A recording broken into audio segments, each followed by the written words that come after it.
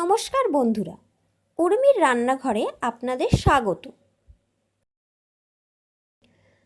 আমার আজকের রেসিপি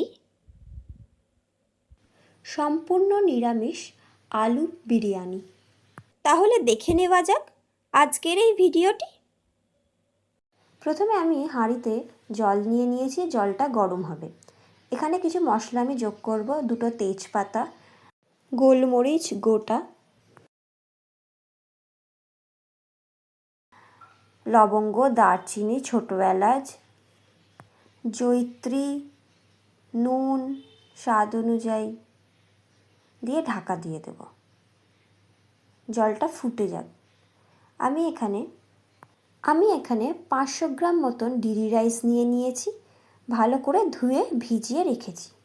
আমি এখানে কিছু ফোড়ন নিয়ে নিয়েছি, লবঙ্গ, ছোটো এলাচ, বড় এলাচ, জয়িত্রী, দারচিনি আর 2 বড় চামচ গোটা জিরে। এবার এটাকে ড্রাই রোস্ট করে গুঁড়িয়ে নেব। ঘি নিয়ে নিয়েছি।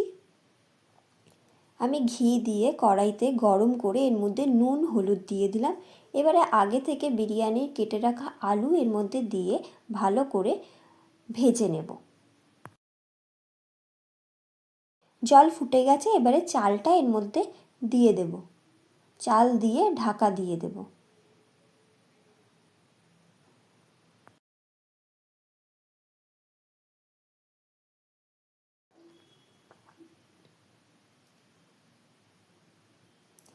আমার আলু ভাজা হয়ে গেছে, চালও আমার সিদ্ধ হয়ে গেছে, ভাত। এবারে জলটাকে ঝরিয়ে রেখে দেব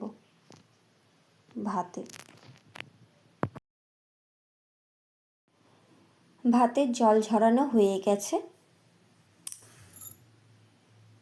এবারে কড়াইতে ওই তেলের মধ্যে কিছু মশলা দিয়ে দেব। 2টো কাঁচা লঙ্কা, আদা বাটা, হলুদ গুঁড়ো দিয়ে ভালো করে মশলাটা কষিয়ে নিচ্ছি। কাশ্মীরি লঙ্কার গুঁড়ো 1 চামচ ও 2 চামচের মতন টক দই ফেটানো দিয়ে দিলাম। দিয়ে ভালো করে মশলাটাকে তেলেতে কষিয়ে নিচ্ছি। স্বাদ অনুযায়ী নুন দিয়ে দিলাম। এবারে আমি যে বিরিয়ানির মশলাটা এখানে বানিয়ে রেখেছিলাম আগে, সেই বিরিয়ানির মশলাটা এখানে দিয়ে দেব। 2 চামচ দিয়ে একটু জল দিয়ে দেব।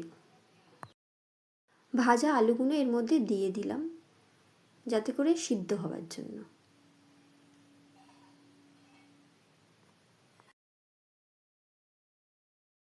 আলু সিদ্ধ হয়ে গেছে। এবারে আগে থেকে ঝরানো ভাতটা এই আলুর ওপরে ছড়িয়ে ঢেকে দেব। তারপরে আমি কেশর একটু দুধের মধ্যে ভিজিয়ে রেখেছি, সেই কেশরটা 2 চামচ এর মধ্যে ছড়িয়ে দেব। 2 চামচ বিরিয়ানি মশলাটা এর মধ্যে ছড়িয়ে দেব।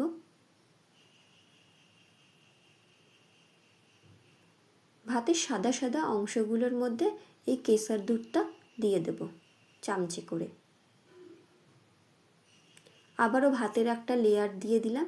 1 চামচ বিরিয়ানির মশলা দিয়ে দিলাম। আবারও কেশর দুধটা দিয়ে দিলাম। ওপর দিয়ে 2 চামচ গোলাপ জল, 2 চামচ কেওড়া জল দিয়ে দিলাম। ঘি ছড়িয়ে দিলাম। একটু আতর দিয়ে দেব। 2 ফোঁটা আতর দিয়ে দিচ্ছি। ওপর দিয়ে 2-4টে চিনির দানা ছড়িয়ে দিলাম। এবারে ঢাকনা দিয়ে দেব 15 মিনিট স্টিম হবার জন্য।